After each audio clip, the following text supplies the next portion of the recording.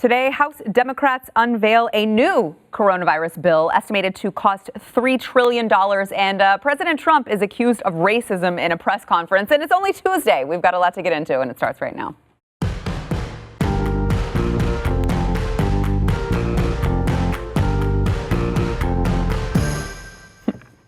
Welcome to the news and why it matters. I'm Sarah Gonzalez. Today joined by Chad Prather, host of the Chad Prather Show. Back in studio, double dose of Chad Prather. It'd be weird if you said Chad Prather, the host of the Stuber Gear show. It would. Yeah. It would. That would. I don't think vague. anyone wants to see that at all. But we do also have Stuber Gear. Hey, look at there! Who is host of Stu Does America, not the Chad Prather Show, which you can also find on BlazeTV, and you should also subscribe to YouTube as well. Thanks for being here. Thank you. We know you're Mr. Hollywood now. You don't show up as much. Yep. So a lot of people in Hollywood don't cut their hair for 8 weeks. Yeah. It's a big thing in Hollywood. Isn't it interesting, though? You see, like, who is really up there, who has the status, by who actually got haircuts during this time. Yes. Who can draw the little peasants out from their homes to come to our large mansions and get haircuts? Yeah. You know. And it wasn't Stu. It was not me. I put the buzzer on number one and went, took it off.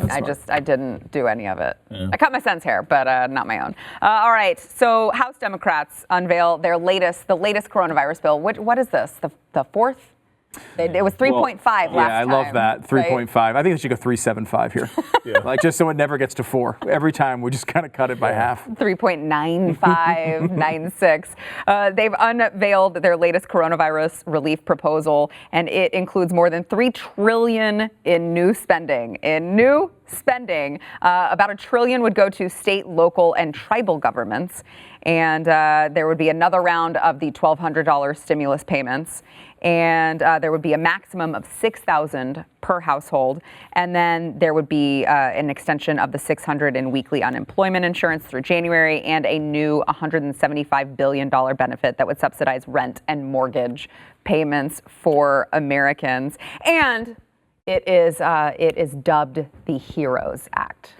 Of all things, because we all know that the House Democrats are, in fact, the heroes of our lives.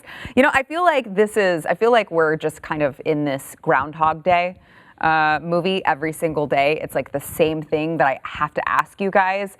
But at what point do you look at all of these relief bills and just say, like, yeah, there's no way we have this money? Like, what are we doing to our children and our grandchildren and our grandchildren's children by making up all of this money that we cannot have?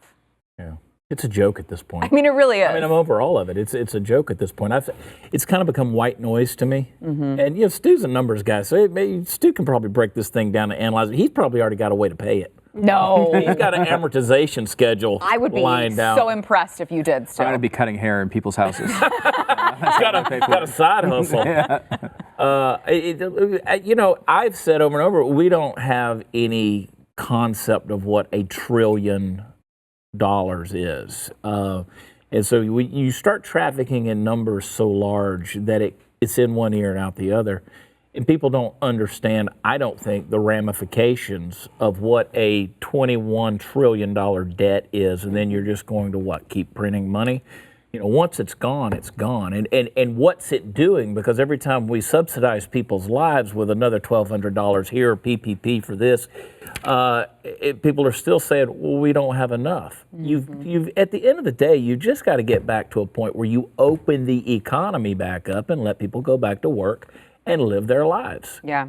I do think that Chad has to be correct that the people are just desensitized to the numbers at this point, right? Like $1 trillion, that's nothing. It's just a word. It's a number. Yeah, it doesn't mean anything. It really doesn't. You just throw it. I mean, which is why I'm sure young people are going to hear this and think like, well, I mean, why can't you pay for all my student debts? And why can't you do it? I mean, it's just a number at this point. And it's hard, honestly, to argue it at times, right? I mean, we spent so much money. I mean, like, look, we all care about our children and our children's children and our children's children's children.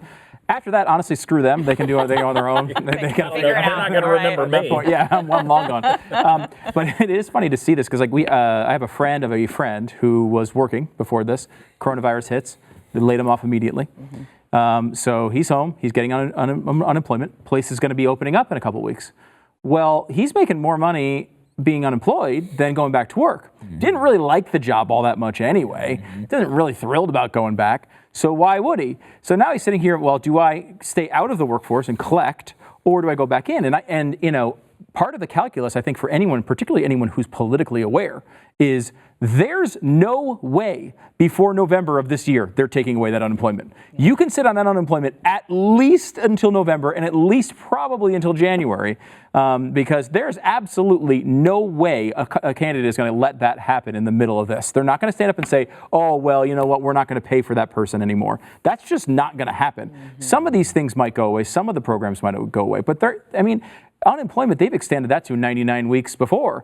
They will do it again here, and they'll let people sit on the sidelines for a very long time. And with these bonuses that are kind of put in there for coronavirus situation, like, you know, a lot of people are making more than they were before. It's not a sensible thing, and it is unsustainable, right? I mean, like, we have a situation where multiple trillions of dollars are going out of the door over and over and over and over again, and you've seen Democrats make, especially in the far left, make that exact argument. Hey, if you guys can pay for all this coronavirus stuff, how come you can't pay for my college? Right. How come you can't pay for our full health care? UBI. UBI, exactly. Oh. And who knows? I mean, if it gets worse, I wouldn't be surprised if we go down that road. Yeah. We're going into Yangtown, and that's not what we want. I think it's a great thing when your kid comes to see you and says, well, why can't they just pay for my college? Sorry, we spend it on the sickness. We spend it on the doctor's bills. It's all gone now. Yeah, the ramifications for generations to come are huge in this thing.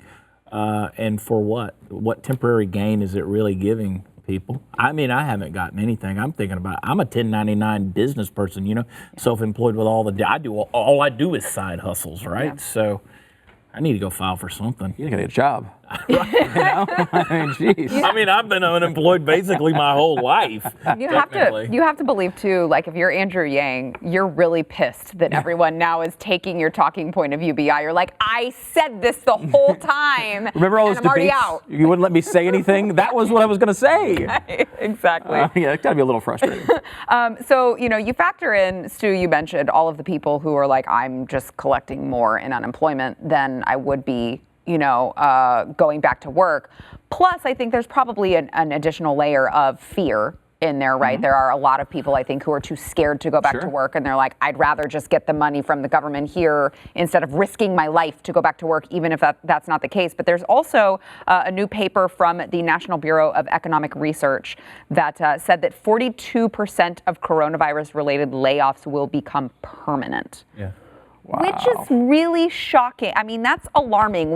I think we all sat here and said there is going to be an unintended consequence of, you know, the economic fallout from this, of these jobs that, you know, you're getting laid off and you don't switch them back on. That not all of them come back. Sure, you get a certain percentage of them that come back, but you don't just get all of those jobs back. This paper seems to conclude that 42% of layoffs will be permanent, and then it says nearly 90% of the more than 20 million Americans who were laid off in April, they expected their job loss to be only temporary. Turns out that's not actually going to be the case if this paper is in fact true. Again, I feel like we tried to warn people of this. They didn't listen. Now we're seeing it on paper. Do you think that that's accurate, Chad? Yeah, I don't think it's just bad news, it's sad news. Yeah. Because it's one thing to say, well, this is going to take months, and in many cases years for these jobs to come back. And then you start looking at it, and realistically, they're not going to come back at all, so many of them. And look at it from this perspective. How many people who risked, put all their life savings and made all these sacrifices to open these businesses, and then boom, this hit. I mean, the unimaginable, and they've lost everything. This is going to cause people to really second guess and think really hard before they open businesses for a long time now. I mean, we're probably looking at, we still remember the 2009, 2010 recession like it was yesterday, right? It's a decade ago. How long is this going to last? Yeah.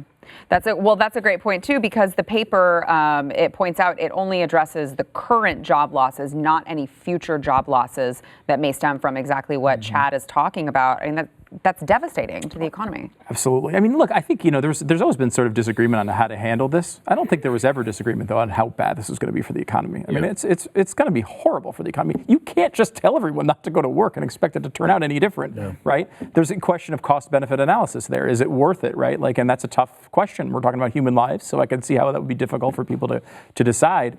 But part of this, though, is really frustrating because at this point, this is the government's fault.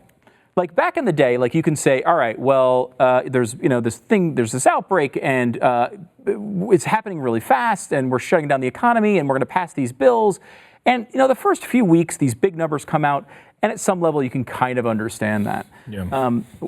On the other side of this is, like, this past week, we have another 3 million people unemployed. These programs were specifically designed. Think of who you are laying someone off now. You're someone who decided, you know what, I'm going to keep these employees on. I'm going to push through this. I'm going to do everything I can. I'm going to blow through my savings. I'm going to wait for this loan to come in. And then the money runs out or never arrives, so you have to let them go anyway. That's inexcusable.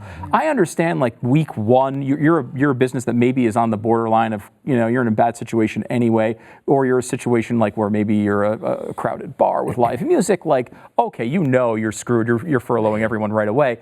You can understand that at the beginning. In week 7 and 8, we shouldn't be seeing numbers like that. I mean, that is a failure of the actual programs they designed to specifically stop that problem. Yeah.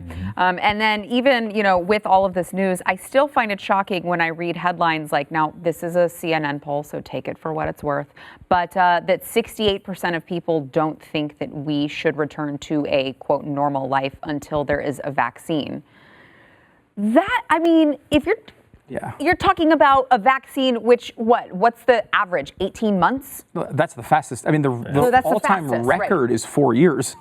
So 18 months is very hopeful. That's why I'm like, where is the disconnect that people they're just that scared that they think if they walk outside their homes, they're going to die? Do they not understand how long it takes to get a vaccine up and going and, like, safe to inject in your body, if you ever even think that it's safe to inject in your body? I mean, I'm just like, I'm struggling with that number of 68% and thinking, what are these people seeing that I'm not seeing? Or maybe it's me seeing what they're not seeing. I have never psychologically or sociologically seen such a flip of the switch in people's minds to where all of a sudden the mortality that hits them, and they're like, oh my God, if I go to the store and someone's not wearing a mask, we're all going to die. America is a country, and I'm going to just isolate America because I can speak from experience. We go into a pandemic, we get fat, we get drunk, and we lay off our healthcare workers. I mean, it's amazing, right? Yeah. But I mean, the numbers, we've got to get to a point where we truly look at the numbers and not this melodramatic crap. A lot of it we heard come out of Dr. Fauci's mouth today in the Senate hearing. Is so much melodrama that's out there. Stop it. Stop it. What we're doing to this country, what we're doing to the world is going to cause far more deaths.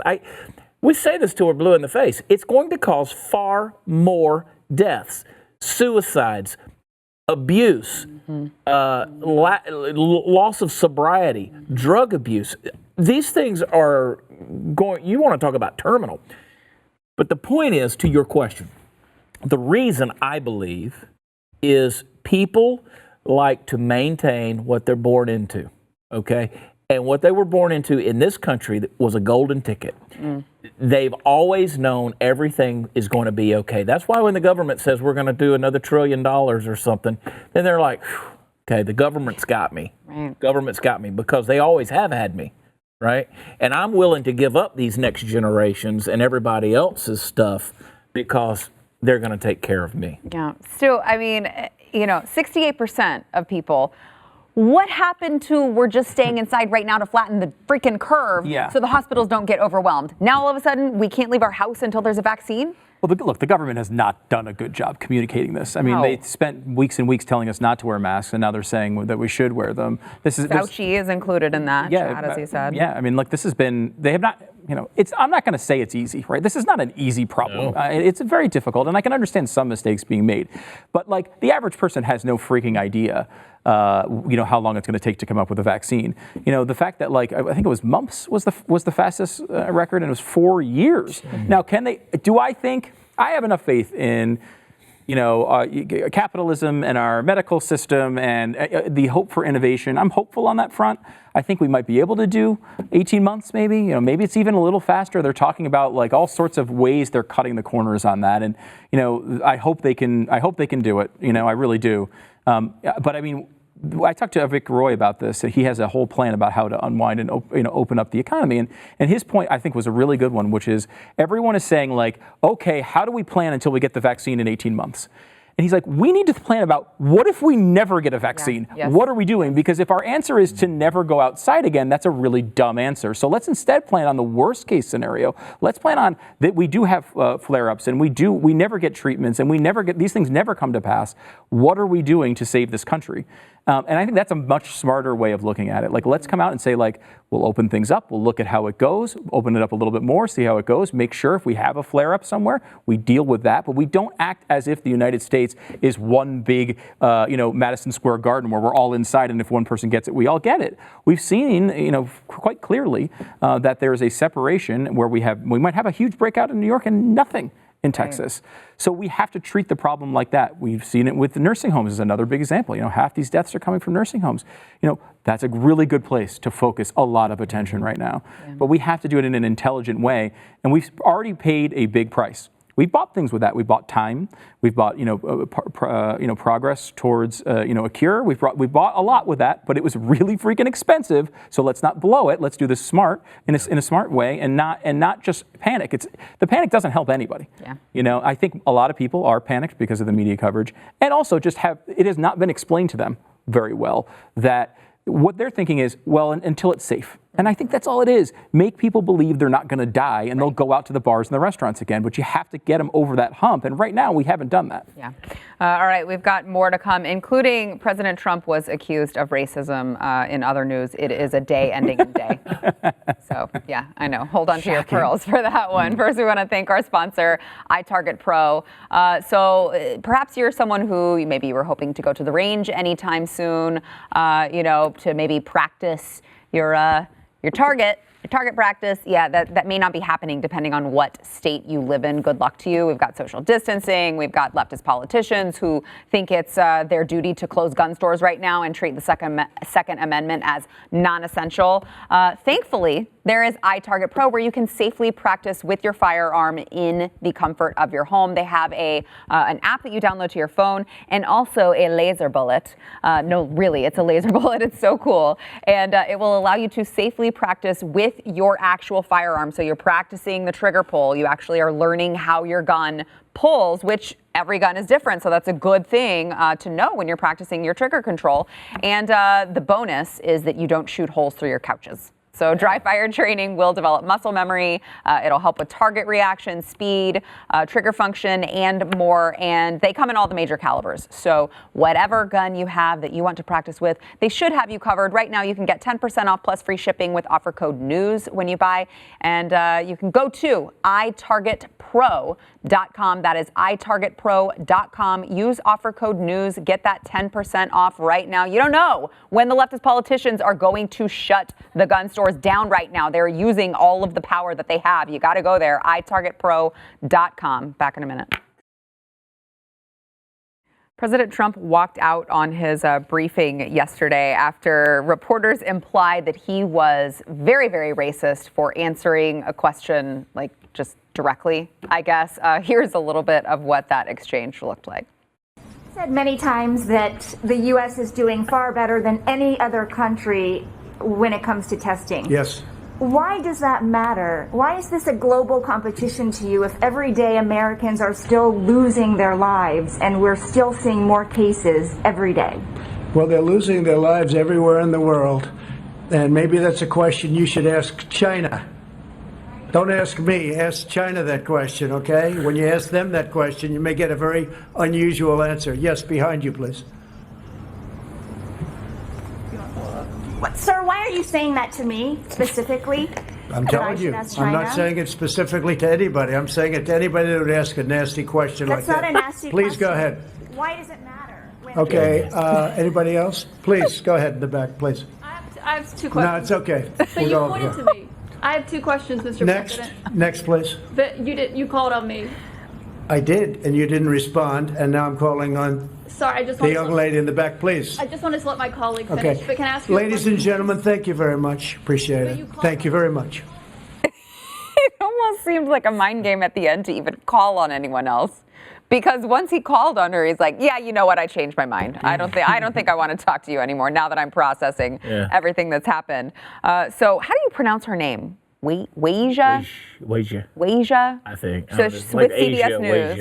Weijia from Jiang from CBS News. Obviously an Asian American, which I'm not sure that you would know while she had the mask on. I didn't know when I started. I've never you seen really her not? before, and I Really? had no idea it was. I was judging off of her that- voice. It wasn't until she took it off and asked the question that I realized that she was Asian. Okay, that's actually a really good barometer because I had heard she's done some gotcha questions in this briefing before, so I knew who she was. You didn't. I didn't. I mean, I just saw the clip and didn't recognize it. I'd never seen her before. I don't think so.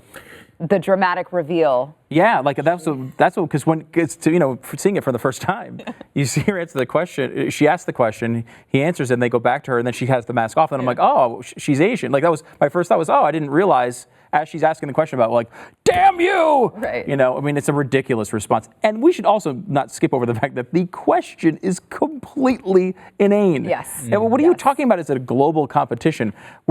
All you've been doing is saying how bad our testing is for months. First, you said there was no testing at all. Then you said there wasn't enough testing. I remember I looked this up this morning because we were talking about this. March 22nd or 23rd, Science Magazine said that says, shut up. Only Stu would read Science Magazine. Okay, Bill Nye. Science Magazine said it was a staggering testing by South Korea to have 15,000 tests a day. That week, we passed them at 15,000 and rose above it. I think it was a week or two later, we passed them in overall testing since the beginning. And now we are doing 300,000 tests a day, 20 times what they said was staggering, a month and a half ago. And was there ever a point where they were like, wow, you guys really turned this around, good job? No, they've said the entire time, you're way behind everybody else in testing. You guys suck, you guys suck, you guys suck. The barometer is all these other countries that are better than you. Right. And then, so he says we're doing a good job compared to the other countries. And what is this, a competition? What are you, nuts? Like, think of how crazy you have to be to think that's a good question. That is literally one of the worst questions ever asked at a press briefing. Yeah. What would it even do? How could he possibly, you know what, I had never thought of that. I shouldn't be so competitive when it comes to testing. Like, what is he supposed to Let's say to back that? it back down. Sorry. Bring it back down to Italy. Yeah. Well, no, but I mean, really, to Stu's point, how else are you supposed to measure response to a global pandemic? Like, it's a global pandemic, right? Like, it's happening everywhere.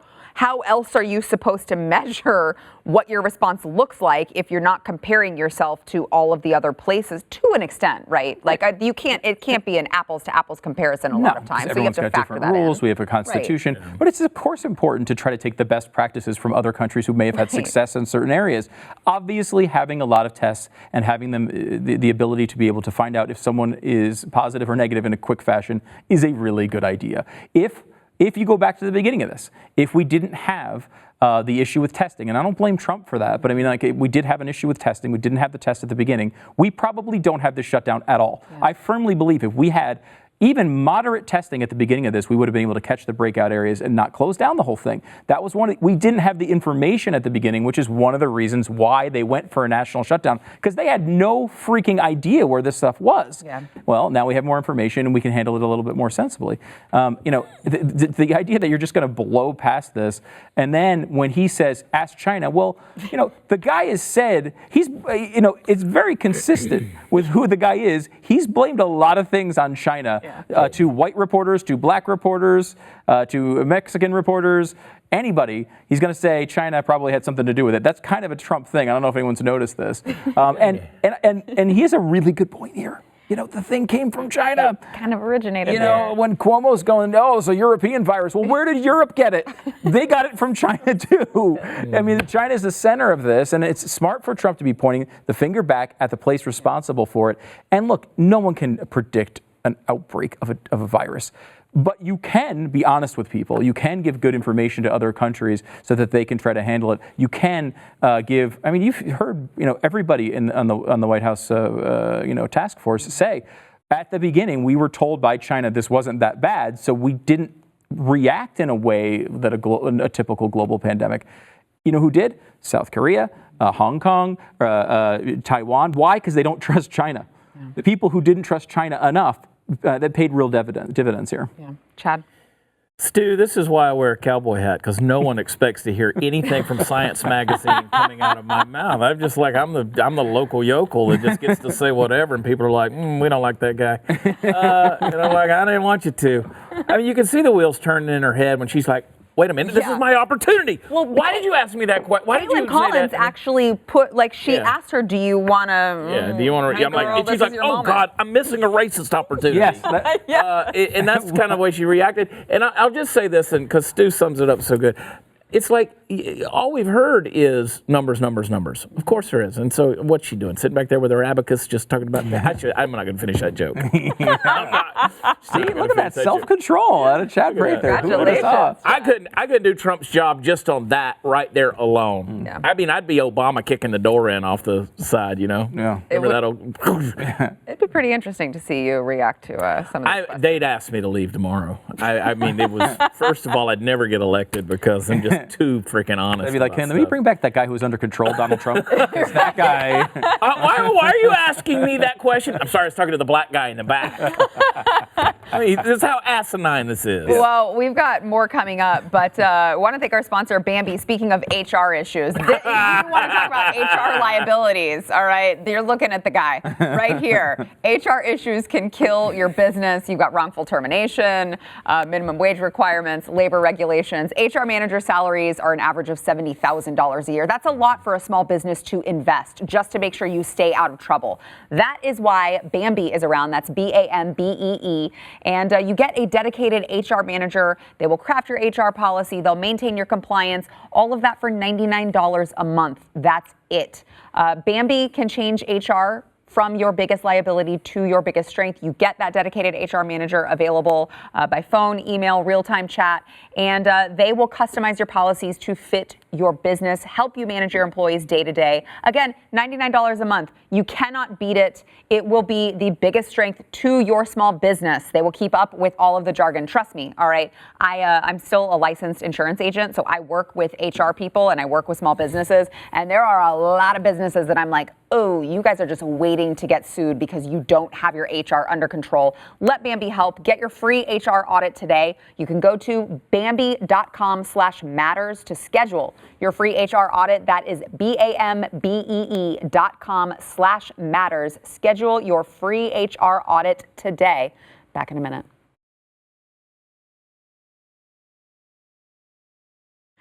Apparently, Senate Republicans are, of course, investigating the Obama administration's decision to target Michael Flynn. We've covered that at great lengths on the show. The DOJ just recently dropped the case against him due to new revelations that have come out in that case, including the FBI kind of, just trying to get him to lie and just setting him up there. And but interestingly, Lindsey Graham today told the media that the committee is prepared to investigate Obama administration officials, but not Barack Obama himself. He said, I'm not anticipating calling President Obama, which is weird to me because we've learned over the past few days that Obama seemed to be involved in these conversations to set Flynn up.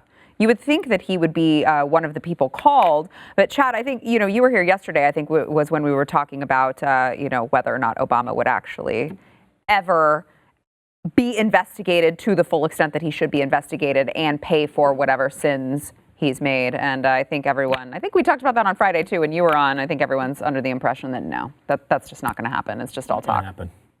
It's not going to happen. I mean, it's unfortunate.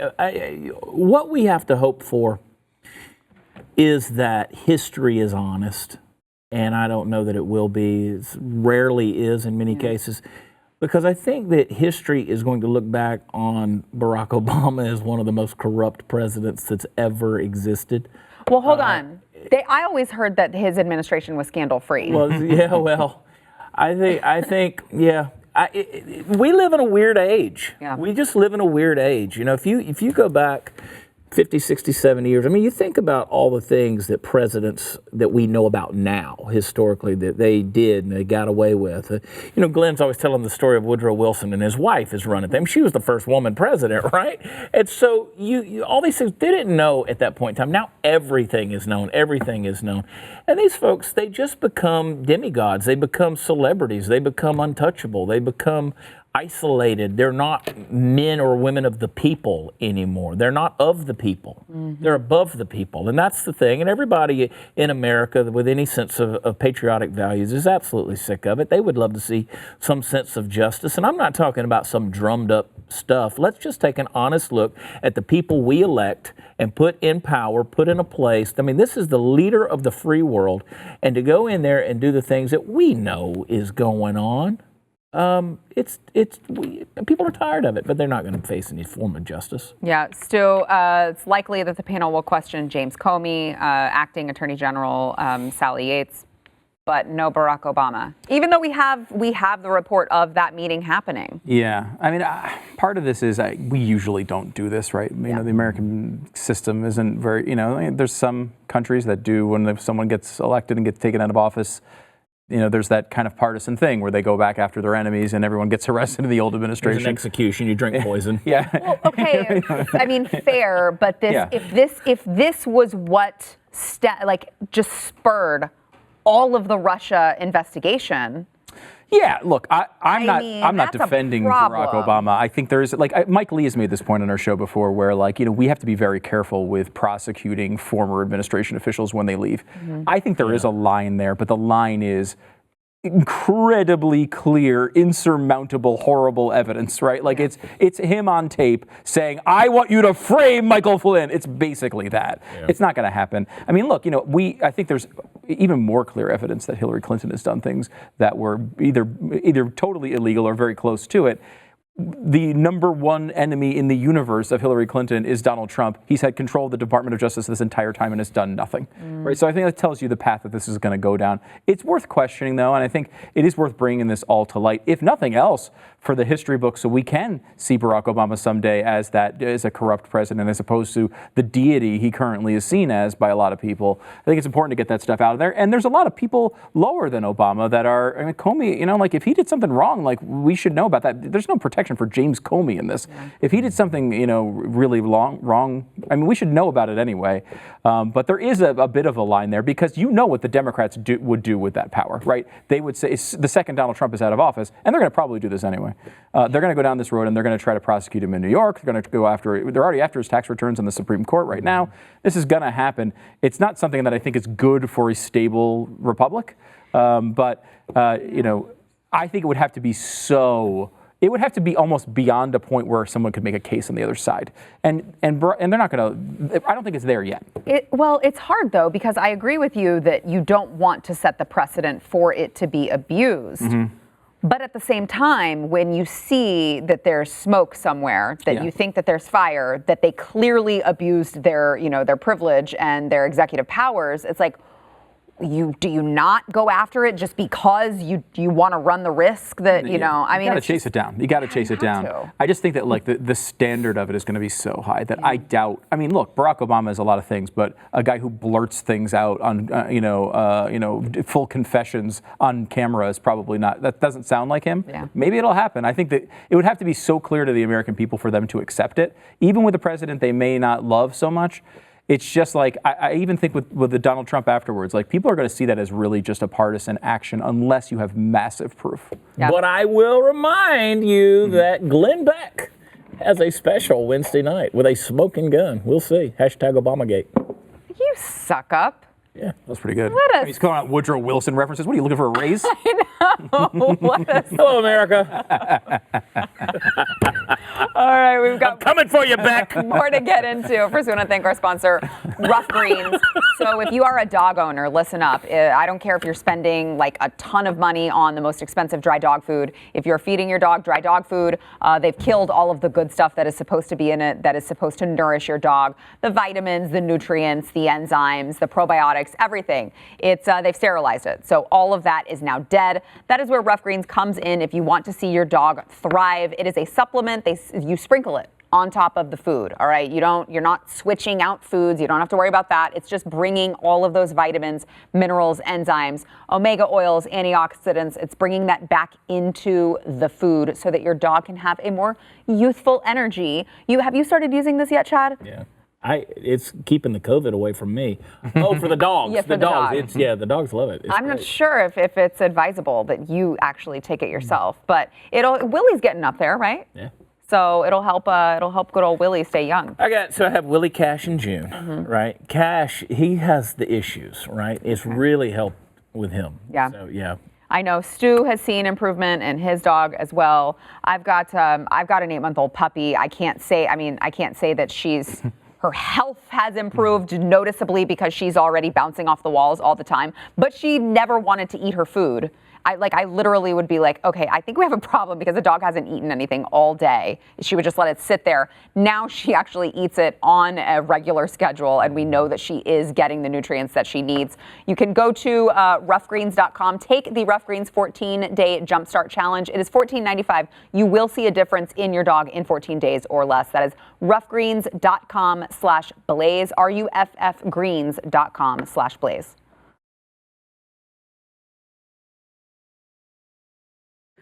All right, Michigan's Governor Gretchen Whitmer, she has just been using the coronavirus to just see how much power she really can come up with here. And I know it's been a struggle between herself and between the state House. So now the latest, a Michigan Circuit Court judge has denied the state's request to sign a temporary restraining order against a 77-year-old barber who opened his shop early in defiance of the orders. I would compare this to, Chad, tell me if it's accurate, because I know you talked to Shelley Luther today. I would compare this to the Texas case with Shelley Luther. It was basically like, we all need to make livings here, and I'm just going to go ahead and open up anyway. 77-year-old barber. And the Michigan judge has said, no, we're not going to sign off on this madness. I did talk to Shelley today. She came into the studio. Tomorrow night's episode of my show, we sit down for 45 minutes, and it's pretty eye-opening when you really look at what she does a great job of relaxing on our show. There's no time rush, and she talks about what small business owners go through. So many people know, but it's a great reminder, right? And so you look at a situation like this, and you see these little tyrants, these little dictators like Gretchen Whitmer, and it just drives me crazy to watch this thing happen. And my heart really goes out to those folks who, again, they just want to make a living. Yeah. They just want to go out and make a living. That's what America's built on. Yeah. That is the backbone of America. And so this barber, he says, I'm going to stay open till Jesus comes. Come on. That's what he said. I'm going to stay open till Jesus comes. Well. But Governor Whitmer says that, this is all about saving his life and the lives of others. So it's a good thing that we have Governor Gretchen Whitmer there to save our own lives. Well, no better place to avoid coronavirus than in prison. There's never been a case there, so that's good. I think we actually talked to this guy on the radio show yesterday or the day before. Okay. He was awesome. Glenn Beck on Glenn Beck's show? Yes. Oh Why God, would here you? we go again. He was actually awesome. You would have loved this guy. He's just, look, he says, look, I'm not a lawyer. I've talked to lawyers, and they say, I can do this, and I'm not a lawyer. I'm just going to come out here and just keep this open because I got to feed my family. I've got people on my staff who need to feed their family, and he's talking to us on the radio, and it's like people are cheering him on, like in his barbershop. I mean, I think that's great. Like, I think there's a difference between. There's been some of the stuff that has been, I think, attention seeking, and it's some of it's a little bit too far. I would say, like, a bunch of people gathering really close and without any masks or protection on at all. Like, some people are just doing this like, look, we want to take precautions. We don't want to get anybody sick. We don't want this to be, we understand. But like, we can do this. We are sensible people. We can keep our distance. We're not going to seize in each other's faces.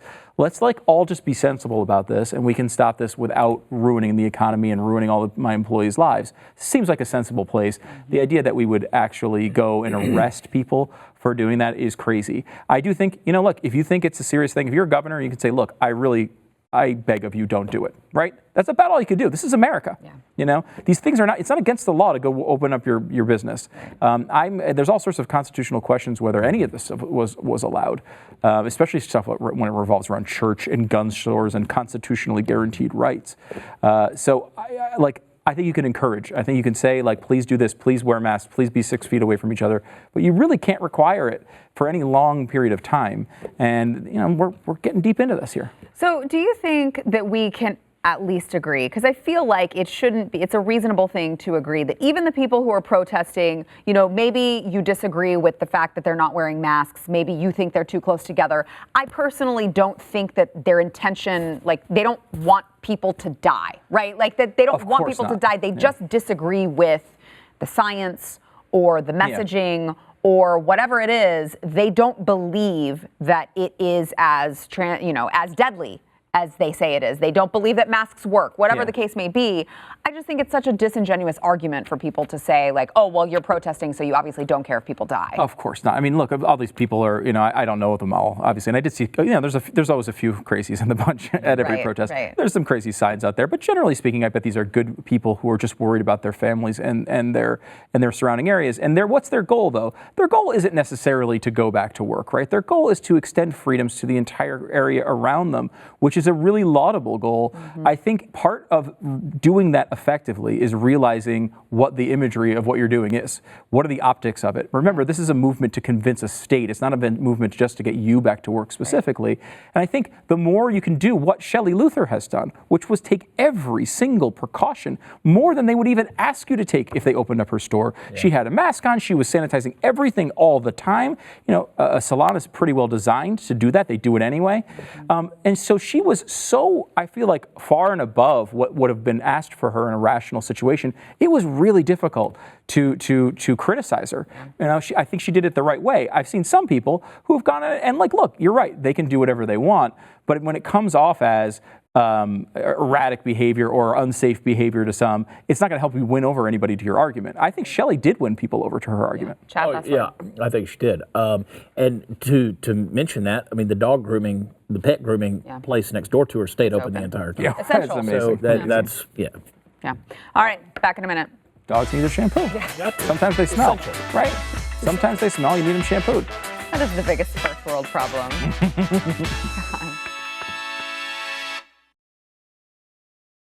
All right, yesterday's poll, are you satisfied with the White House's response to the pandemic? This is an interesting question, but 75% of you said yes.